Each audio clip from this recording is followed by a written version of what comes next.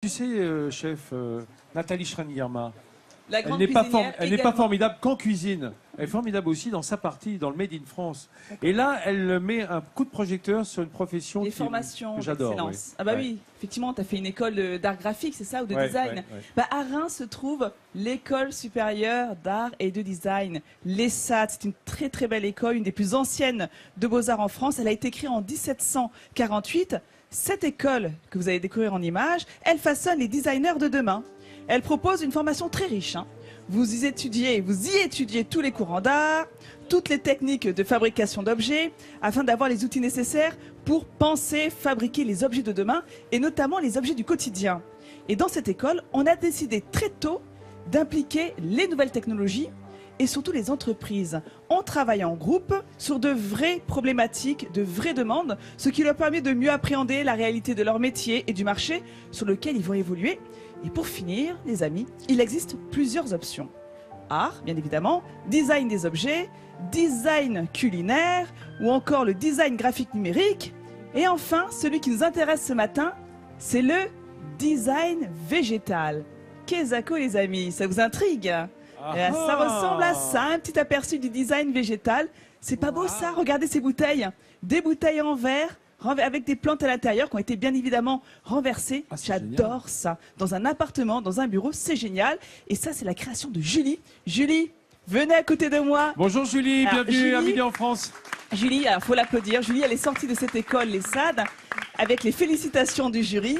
C'est une spécialiste du design végétal. Alors, expliquez-nous ce que c'est que le design végétal. Approchez bien votre micro. Qu'est-ce que c'est que ça? Alors, le design végétal, c'est une discipline qui allie l'objet, donc l'inerte, avec le vivant, qui est le végétal. Et c'est plus pour amener le végétal en milieu urbain et de façon simple pour que l'humain et le végétal s'entraident. En fait, le végétal est au cœur de toutes vos réflexions. Quand vous pensez à un objet, une décoration. Alors, est-ce que le choix de la couleur du verre est importante? Là, je vois qu'il y a des verres plus ou moins foncés.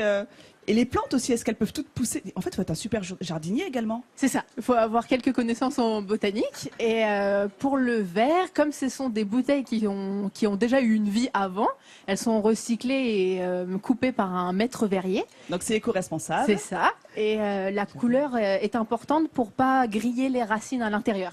Ah, donc vaut mieux avoir une couleur opaque. Opaque, et quand elles sont transparentes, je leur ajoute de la mousse végétale et du sphagnum pour empêcher les rayons de passer trop fort. Alors, et on crée aussi dans cette école, on crée de nouveaux matériaux.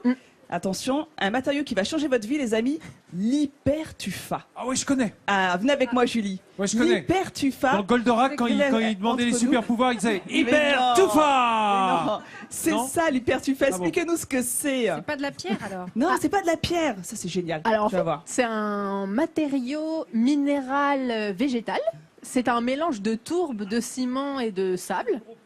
Et en fait, ça permet de garder l'humidité, à l'inverse du plastique, de toute matière pas du tout responsable pour le coup.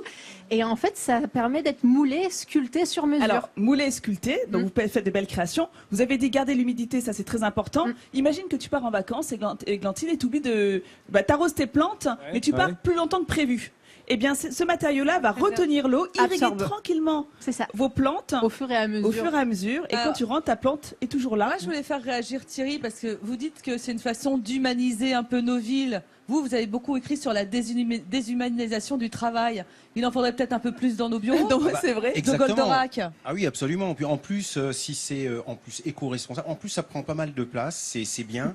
Nos ordinateurs sont de plus en plus petits. Finalement, ça meuble l'espace aussi. Et puis en même temps, ça fait une. Et vous pouvez le mettre en extérieur Restauration. parce que ça ne gèle Gèle pas. pas.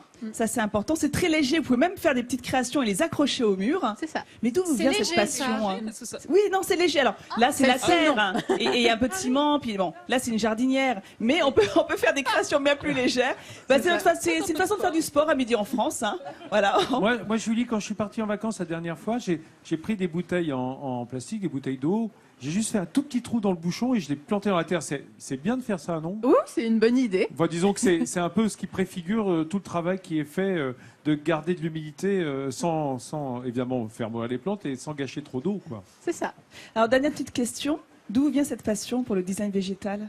Eh ben, en fait, c'est familial. Ce sont mes grands-parents qui qui sont passionnés de jardin, de beaux jardins, Jardinage, ouais, et qui m'ont emmené dans toutes les salons en France depuis que je suis enfant. Ben voilà, les grands-parents, Et ça c'est vous des plaisait vocations. ça vous c'est plaisait important déjà de le dire enfant également. Oui, je dessinais déjà les plantes que bah je alors là, trouvais. oui. Alors, Donc vous l'avez compris, hein, et dans cette école, on dessine, on fait du moulage, on apprend aussi, on a des notions de botanique. On est et écolo. on est écolo, C'est éco-responsable, ça c'est important. Et on réalise des Est-ce créations. qu'il y a un jardin en de- France qui vous a marqué plus qu'un autre où on pourrait aller admirer ou un mur végétal ou oui, vous pouvez aller à Chaumont-sur-Loire, ouais.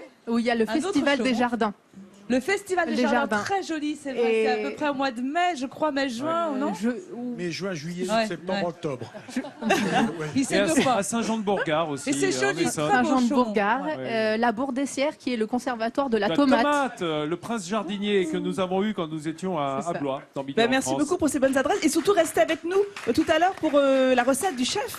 Avec plaisir. Oui, Vous reveniez tout à l'heure pour goûter la recette. Julie qui est la plus belle rose de son jardin.